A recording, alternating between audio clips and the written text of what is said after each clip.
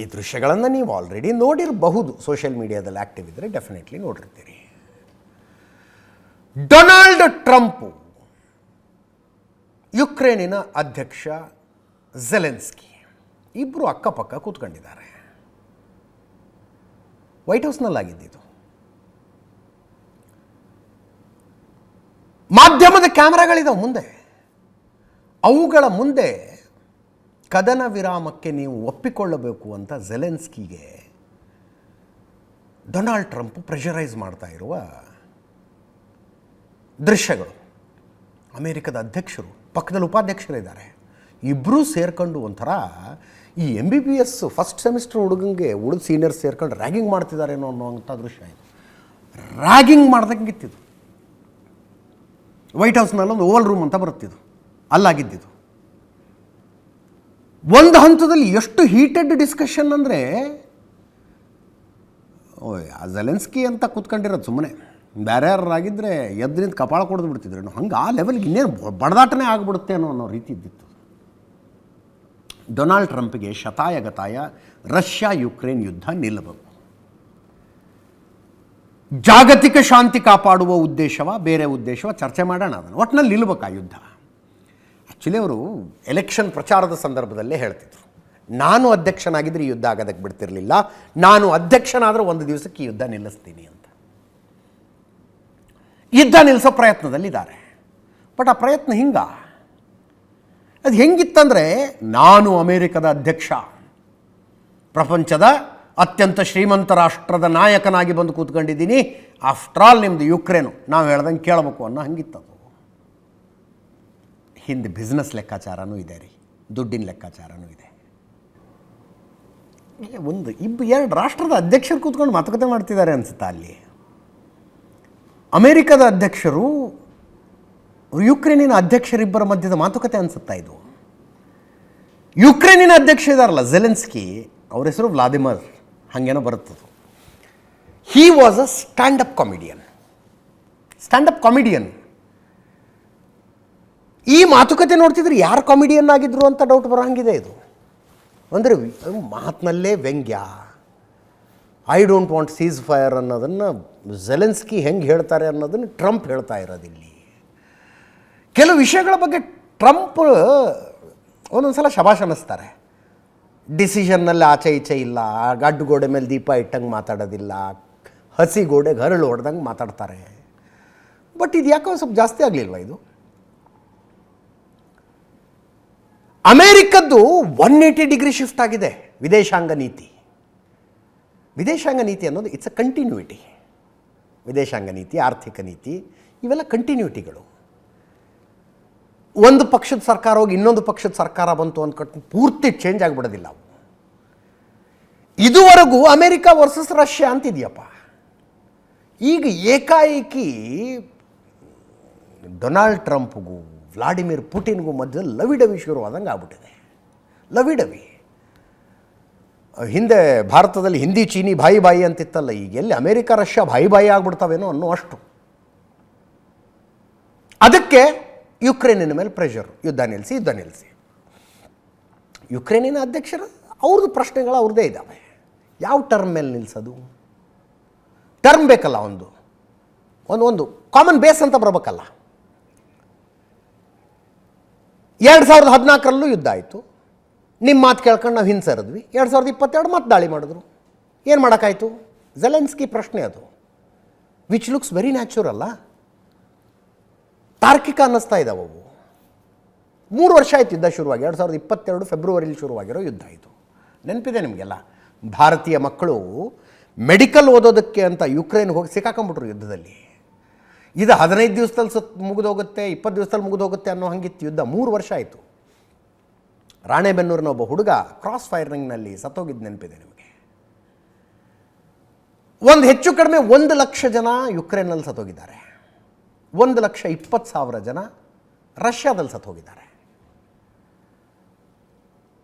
ಆ ಯುದ್ಧ ನಿಲ್ಲಿಸೋ ಪ್ರಯತ್ನ, ನಾನು ಹೇಳಿದ್ನಲ್ಲ, ಜಾಗತಿಕ ಶಾಂತಿ ಸ್ಥಾಪಿಸುವ ಉದ್ದೇಶದೊಂದಿಗೆ ಅಂತಾಗಿದ್ದರೆ ಓಕೆ, ಒಂದು ಕಾಮನ್ ಗ್ರೌಂಡಿಗೆ ಬನ್ರಪ್ಪ. ಇದು ಹಂಗಿಲ್ಲ. ಇದು ಟ್ರಂಪ್ ಪಕ್ಕದಲ್ಲಿ ಕೂತ್ಕೊಂಡು ಇಲ್ಲಿ ಮಾತಾಡ್ತಿದ್ದಾರಲ್ಲ, JD ವ್ಯಾನ್ಸ್, ಅಮೇರಿಕದ ಉಪಾಧ್ಯಕ್ಷರು.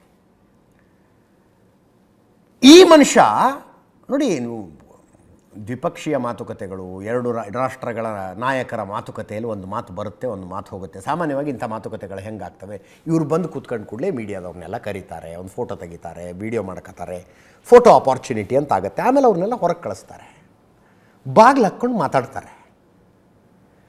ಆವಾಗ ಯಾರೊಬ್ರು ಜೋರಾಗಿ ಮಾತಾಡಿದ್ರು, ಯಾರೊಬ್ಬರು ಬೇಜಾರು ಮಾಡ್ಕೊಂಡ್ರು, ಅವೆಲ್ಲ ನಡೆದು ಹೋಗ್ಬಿಡುತ್ತೆ. ಒಂದು ಅಗ್ರಿಮೆಂಟಿಗೆ ಬಂತು ಅಂತ ಇಟ್ಕೊಳ್ಳೋಣ ಮಾತುಕತೆ, ಹೊರಗಡೆ ಬರ್ತಾರೆ, ಮಾಧ್ಯಮದ ಮುಂದೆ ಅದನ್ನು ಬ್ರೀಫ್ ಮಾಡ್ತಾರೆ, ಅಷ್ಟೇ ಗೊತ್ತಾಗೋದು. ಇಲ್ಲಿ ಡೊನಾಲ್ಡ್ ಟ್ರಂಪು ಎಲ್ಲ ನ್ಯೂಸ್ ಚಾನಲ್ ಕ್ಯಾಮ್ರಾದ ಮುಂದೆನೇ ಶುರು ಮಾಡ್ಕೊಂಬಿಡೋದ. ಯಾವ ಮನಸ್ಥಿತಿಲಿ ಬಂದು ಕೂತ್ಕೊಂಡಿದ್ರಿ ಮಾತುಕತೆಗೆ ಅನ್ನೋದಕ್ಕೆ JD ವ್ಯಾನ್ಸ್ ಮಾತಾಡಿದ್ದು. ನಮ್ಮಲ್ಲಿ ಎಲೆಕ್ಷನ್ ಆಗಿದ್ದಾಗ ನಮ್ಮ ಅಪೋಸಿಷನ್ ಪರವಾಗಿ ಬಂದು ನೀನು ಪ್ರಚಾರ ಮಾಡಿದ್ಯಾ, ಆದರೂ ನೋಡು ನಮ್ಮ ಪ್ರೆಸಿಡೆಂಟ್ ಒಳ್ಳೆಯವರು, ನಿನ್ನ ಪರವಾಗಿದ್ದಾರೆ, ನಿನಗೆ ಸೀಸ್ ಫೈರ್ ಮಾಡ್ಕೊಂತ ಹೇಳ್ತಿದ್ದಾರೆ ಅಂತ. ಅಂದರೆ ನಾವು ನಿಮ್ಗೆ ಉಪಕಾರ ಮಾಡ್ತಿದ್ದೀವಿ, ನೀವು ನಮ್ಮ ಅಪೋಸಿಷನ್ ಪರವಾಗಿ ಪ್ರಚಾರ ಮಾಡೋದಕ್ಕೆ ಬಂದವನು ನೀನು ಅಂತ. ಪೆನ್ಸಿಲ್ವೇನಿಯಾದಲ್ಲಿ ಹೋಗಿ ಕಮಲಾ ಹ್ಯಾರಿಸ್ ಪರವಾಗಿ ಪ್ರಚಾರ ಮಾಡಿದ್ರಂತೆ ಝೆಲೆನ್ಸ್ಕಿ. ನೋಡ್ರಿ ಮಾತಾಡೋ ಮಾತಾ ಇವೆಲ್ಲ. $350 ಬಿಲಿಯನ್ ನಾವು ನಿಮಗೆ ವೆಪನ್ಸ್ ಕೊಟ್ಟಿದ್ದೀವಿ ಅನ್ನೋ ಕಾರಣಕ್ಕೆ ಇನ್ನೂ ತನಕ ಯುದ್ಧ ಮಾಡ್ತಿದ್ದೀರಿ ನೀವು. ಇಲ್ಲದೆ ಹೋದರೆ 2 ವಾರದಲ್ಲಿ ಸೋತು ಬಿಡ್ತಿದ್ರಿ ರಷ್ಯಾದ ಮುಂದೆ. ಅಂದರೆ ನೀವೇನು ಯುದ್ಧ ಮಾಡೋದು, ನಮ್ಮ ವೆಪನ್ಸ್ ಇಟ್ಕೊಂಡು ನೀವು ಯುದ್ಧ ಮಾಡ್ತಿದ್ದೀರಿ ಅಂತ. ನಮ್ಮ ವೆಪನ್ಸ್ ಇಟ್ಕೊಂಡು ಯುದ್ಧ ಮಾಡ್ತಿದ್ದೀರಿ. ಅದು ಹೌದ್ರಿ, ರಷ್ಯಾದಂಥ ಮೈಟಿ ದೇಶದ ಎದುರು ನಿಲ್ಲುವಂಥ ತಾಕತ್ತು ಯುಕ್ರೇನಿಗಿಲ್ಲ. ಆದರೆ ಈ ಯುದ್ಧ ಶುರುವಾಗಿದ್ದಾದರೂ ಯಾಕೆ? ಯುಕ್ರೇನು ನ್ಯಾಟೋ ಒಕ್ಕೂಟ ಸೇರಿಕೊಳ್ಳಬೇಕು ಅನ್ನೋ ಕಾರಣಕ್ಕಲ್ವಾ. ನ್ಯಾಟೋ ಅಂತ ಒಂದು ಒಕ್ಕೂಟ ಇದೆ, ಯುರೋಪಿನ ಎಲ್ಲ 30 ದೇಶಗಳು ಅದರಲ್ಲಿದ್ದಾವೆ, ಅಮೇರಿಕ ಮತ್ತು ಕೆನಡಾ ಇದ್ದಾವೆ, ಟೋಟಲ್ 32 ದೇಶಗಳು. ಈ ನ್ಯಾಟೋ ಎಸ್ಟಾಬ್ಲಿಷ್ ಆಗಿದ್ಯಾಕೆ? ಕೋಲ್ಡ್ ವಾರ್ ನಡೀತಿತ್ತಲ್ಲ, USSR versus US.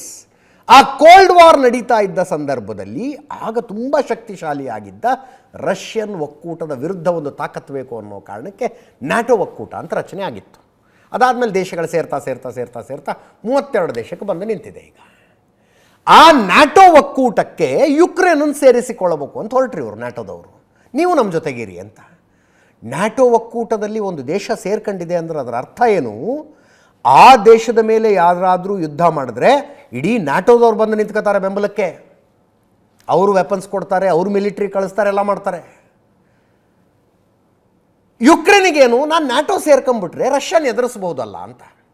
Actually Ukraine ಕೂಡ ರಷ್ಯಾದ ಭಾಗವೇ USSR ಇದ್ದಾಗ. USSRನ ವಿಭಜನೆಯ ನಂತರ ಪ್ರತ್ಯೇಕ ರಾಷ್ಟ್ರ ಆಯ್ತದು. ಆವಾಗಲಿಂದ ರಷ್ಯಾಕ್ಕೂ ಯುಕ್ರೇನ್ಗೂ ಹತ್ಕಂಡೇ ಇದೆ. ಅದು ಹಾಗೆ ಇಂಡಿಯಾ ಪಾಕಿಸ್ತಾನ ಇದ್ದಂಗೆ ಹತ್ಕಂಡೇ ಇದೆ ಆವಾಗಿನಿಂದ. ಯುಕ್ರೇನಿಗೆ ಅನ್ನಿಸ್ತು ನಾನು ನ್ಯಾಟೋದಲ್ಲಿದ್ದರೆ ಸೇಫ್ ಇರ್ತೀನಿ. ರಷ್ಯಾಗೆ ಏನು ಅನ್ನಿಸ್ತು, ನನ್ನ ಗಡಿಗೆ ತಾಗಿಕೊಂಡೇ ಇರುವ ಒಂದು ದೇಶ ನ್ಯಾಟೋದ ಪಾರ್ಟ್ ಆಗಿಬಿಟ್ರೆ ನ್ಯಾಟೋದ ಮಿಲಿಟ್ರಿ ಬೇಸ್ ಆಗುತ್ತಲ್ಲಿ. ನ್ಯಾಟೋದ ಮಿಲಿಟ್ರಿ ಬೇಸ್ ಆಗುತ್ತೆ. ನಾಳೆ ದಿವಸ ತಂದು ಮಿಸೈಲ್ ಇಡ್ತಾರೆ ಅವರು, ತಮ್ಮದೊಂದು ಏರ್ ಬೇಸ್ ಮಾಡ್ಕೋತಾರೆ, ಮಿಲಿಟ್ರಿ ಬೇಸ್ ಮಾಡ್ಕೋತಾರೆ. ಆವಾಗ ನೇರವಾಗಿ ನನಗೆ ಥ್ರೆಟ್ಟು. ರಷ್ಯಾ ಏನು ಹೇಳ್ತು ಯುಕ್ರೇನ್ಗೆ, ಇಲ್ಲ ನೀನು ನ್ಯಾಟೋ ಸೇರ್ಕೊಳ್ಳಂಗಿಲ್ಲ ಅಂತ. ನ್ಯಾಟೋ ಸೇರ್ಕೊಳ್ಳಂಗಿಲ್ಲಪ್ಪ ನೀನು, ನಾವು ಸೇರ್ಕೊಳ್ಳವ್ರೆ ಅಂತ ಯುಕ್ರೇನ್ನವ್ರು ಅಂದರು. ಶುರುವಾಯಿತು ಯುದ್ಧ. ಇಡೀ ಯುರೋಪಿಯನ್ ಯೂನಿಯನ್ನು, ಕೆನಡಾ, ಅಮೇರಿಕ ನಿರೀಕ್ಷೆಯಂತೆ ಯುಕ್ರೇನಿಗೆ ಸಹಾಯ ಮಾಡಿದ್ವು, ವೆಪನ್ಸ್ ಕೊಟ್ಟರು. ಝೆಲೆನ್ಸ್ಕಿ ನಿಮ್ಮ ಮಿಲಿಟ್ರಿನೇ ಕಳಿಸಿ ನಮ್ಮಲ್ಲಿ ನಮ್ಮ ಪರವಾಗಿ ಯುದ್ಧ ಮಾಡೋದಕ್ಕೆ ಅಂದರು. ಮಿಲಿಟ್ರಿ ಕಳಿಸಿಲ್ಲ, ವೆಪನ್ಸ್ ಎಷ್ಟು ಬೇಕೋ ಕೊಡ್ತೀವಿ, ನಿಮ್ಮ ಸೈನಿಕರೇ ಯುದ್ಧ ಮಾಡಬೇಕು ಅಂತೇಳಿ ವೆಪನ್ಸ್ ಕೊಟ್ಟಿದ್ದಾರೆ.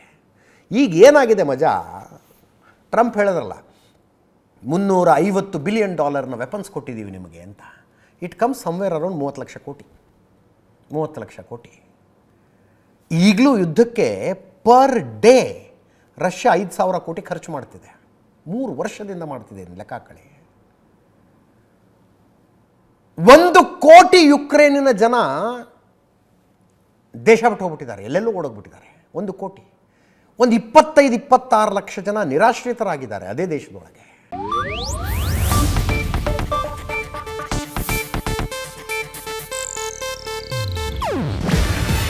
ಇದು ಏಷ್ಯಾನೆಟ್ ನ್ಯೂಸ್ ನೆಟ್ವರ್ಕ್ ಪ್ರಸ್ತುತಿ. ನೀವು ನೋಡ್ತಿದ್ದೀರಾ ಏಷ್ಯಾನೆಟ್ ಸುವರ್ಣ ನ್ಯೂಸ್.